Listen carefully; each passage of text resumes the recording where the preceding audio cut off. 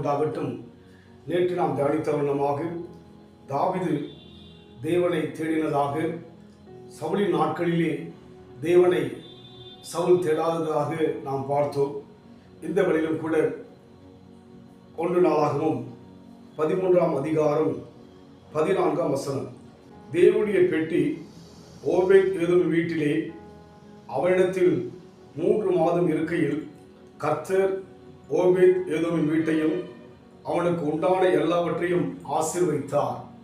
இந்த பெட்டி தேவனுடைய உடன்படிக்கை பெட்டி என்று சொல்லி பழைய ஏற்பாட்டில் சொல்லப்பட்டிருக்கிறது.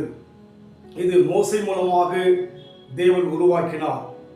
இந்த உடன்படிக்கையின் பெட்டிக்குள்ளாக ஆரோனின் துளித்த கோலும் தேவனுடைய கட்டளையாகிய அந்த 10 கட்டளைகளும் இருந்த தேவனுடைய வார்த்தை தான் இந்த உடன்படிக்கை பெட்டிக்குள் இருக்கிறது. ஆனால் இது மேல் சவுல் கவனம் செலுத்தாதபடியினாலே அவருடைய காலங்கள் வேதனைக்குரியதாக, துக்கத்துக்குரியதாக, நஷ்டத்துக்குரியதாக, தோல்விக்குரியதாக இருந்தது. ஆனால் அந்த உடன்படிக்கையின் பெட்டியின் ரகசியத்தை தாவீது அறிந்தபடியினாலே அவன் வாழ்க்கை வெற்றியுள்ளதாக இருந்தது. இந்த அதிகாரத்திலே அந்த உடன்படிக்கை பெட்டியை தொடர்ந்து தன்னுடைய தேசத்துக்கு கொண்டு வராதபடிக்கு அது ஓபேத் ஏதோம் வீட்டிலே இருக்கின்ற போது அந்த உடன்படிக்கை பெட்டியின் மூலமாக ஓபேத் ஏதோமுடைய வீட்டையும் அவனுக்கு உண்டான எல்லாவற்றையும் தேவன் ஆசீர்வதித்தார். இன்றைக்கு தேவனுடைய வார்த்தையும் தேவனும் நம்மோடு இருந்தால் நாம் எல்லாவற்றிலும் ஆசீர்வதிக்கப்படுவோம். பிரியமானவனே, உன் ஆத்துமா வாழ்ந்து போல எல்லாவற்றிலும் வாழ்ந்து சுகமாய் இருப்பாயா என்று சொல்லுகிற வண்ணமாக தேவன் நம்மோடு இருந்தால், அவருடைய வார்த்தை நம்மோடு இருந்தால் நாம் எல்லாவித பாதையிலையும் ஆசீர்வதிக்கப்பட்டு அநேகருக்கு ஆசீர்வாதமாக இருக்க முடியும். இதுதான் அந்த ஓபேத் ஏதோமுடைய வீட்டிலே நடந்தது.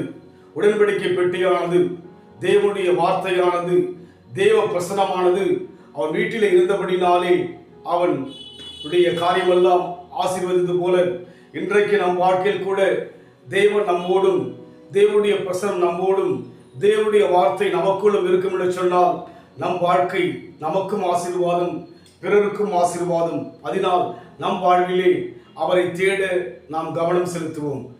நம்பிக்கை தேவனே, நன்மைகள் அளிப்பவர். நம்பிக்கை தேவனே, நன்மைகள் அளிப்பவர். வார்த்தையை அனுப்பியே மகிமைப்படுத்துவார். வார்த்தையை அனுப்பியே மகிமைப்படுத்துவார். ஜெயம் கொடுக்கும் தேவனுக்கு கோடி கோடி ஸ்தோத்திரம். வாழ்வழிக்கும் இயேசு ராஜாவுக்கு வாழால் எல்லாம் ஸ்தோத்திரம். உடன்படிக்கை பெட்டியானது ஓபேத் ஏதோமுடைய வீட்டிலே இருந்தபடியினாலே அவனுக்கு உண்டான எல்லாவற்றையும் தேவன் ஆசீர்வதித்தார். அதுபோல் நமக்குள் தேவனும் தேவனுடைய வார்த்தை இருக்கும் என்று சொன்னால் எல்லாவற்றிலும் தேவன் நம்மை ஆசீர்வதிக்க இன்றைக்கும் ஜீவனுள்ளவராய் இருக்கிறார். அன்பின் ஆண்டவரே, எங்கள் வாழ்விலே தொடர்ந்து நீர் இருக்கும்படியாக, உம்முடைய வார்த்தை இருக்கும்படியாக, அபிஷேகத்தின் ஆவியானவர் எங்களை ஆட்கொள்ளும்படியாக எங்கள் ஒப்புக் கொடுக்கிறோம். தேவனுடைய கரம் எங்களோடு இருப்பதை நாங்கள் பார்க்க, எங்கள் மூலமாய் அநேகர் பார்க்க உதவி செய்யும், ஆசீர்வதியும். இயேசுவின் நாமத்தில் பிதாவே, ஆமென். கர்த்தர் ஆசீர்வதிப்பாராக. God bless you. Hallelujah.